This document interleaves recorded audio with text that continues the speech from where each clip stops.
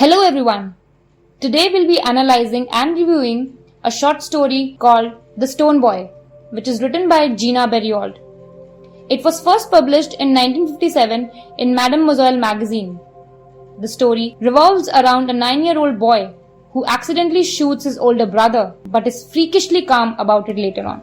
This story catapulted Gina Berriault to international fame when the story was made into a movie in 1984. Before the short story became so popular, her first collection of short stories, The Mistress and Other Stories, had helped a great deal to establish Gina as a consummate writer. Coming on to the summary and plot analysis of The Stone Boy. The story is about a 9-year-old boy, Arnold, who lives with a mom, dad, sister, and an elder brother, Yuji. Although not very expressive, he admires his elder brother, Yuji, in his heart and hopes to grow up to be like him.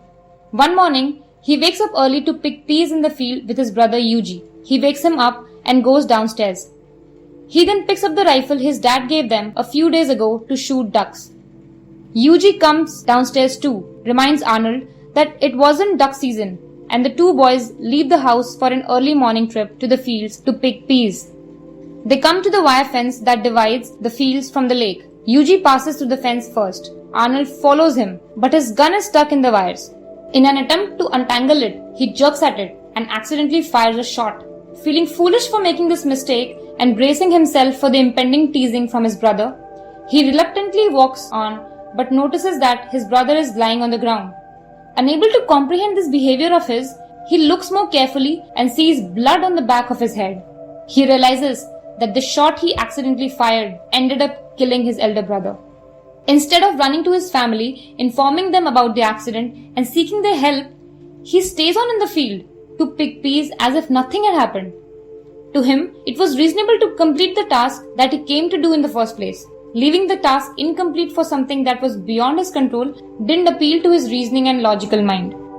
He stays on, finishes the task, and goes back home. He dreads breaking the news to his family, but does so with amazing calm. Quite unsurprisingly, his family is devastated. While his mother finds it hard to come to terms with her elder son's death and Arnold's pathological calm, his sister completely ignores his presence. His father, in addition to arranging for his son's funeral, has to take Arnold to county sheriff. Upon being asked to narrate the incidents from the morning that day, Arnold explains everything to his father and Uncle Andy. However, he is at loss of words when asked why he didn't run back home to announce the news. His father is puzzled by his cold demeanor, and Arnold starts to feel even more distant and aloof. The spell of silence finally breaks when the sheriff arrives. He asks Arnold a series of questions, including why he had the gun in the first place and if he had a good relationship with his elder brother. Although his answers seem extremely cold, which is disconcerting, he concludes that there is no foul play and the shooting was indeed an accident. He lets Arnold and the family go. However, he does mention that the freakishly cold demeanor being displayed by Arnold was indicative of a criminal mind in making. Uncle Andy agrees with Sheriff's explanation and goes till the extent of mocking his reasonableness. His cousin taunts him as well, saying that his father might have punished him severely if he did the same thing to his brother. He keeps growing uneasy and even more distant, the weight of judgment from everyone around weighing heavily on him. At night, he eventually goes to his mom's room to explain to her in person about the events that transpired earlier that day. But his mother, who's still grieving, turns him away.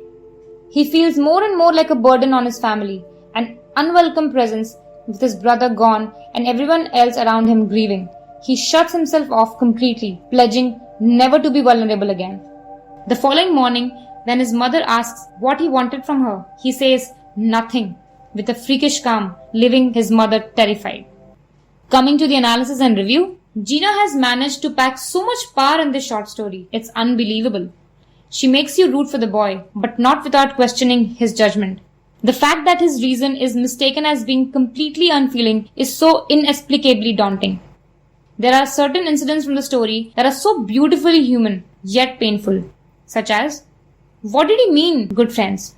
Arnold was clueless when the sheriff asked if he was good friends with his elder brother, whom he had accidentally killed earlier that day. It's heart-wrenching to see how this young boy, who had so much love and admiration for his brother, unable to express himself in a socially acceptable form, is perceived to be a criminal in making and stone cold, or rather, a stone. Second, Arnold loved watching his brother look into the mirror, inspecting himself and feeling proud.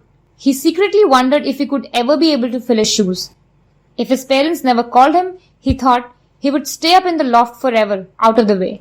When Arnold broke the news to his parents, who disbelievingly went out of the house to see for themselves, Arnold sneaked out to the barn. He was ready for the punishment in case his parents never call him. He would be prepared to forever live in the same place and stay out of their way.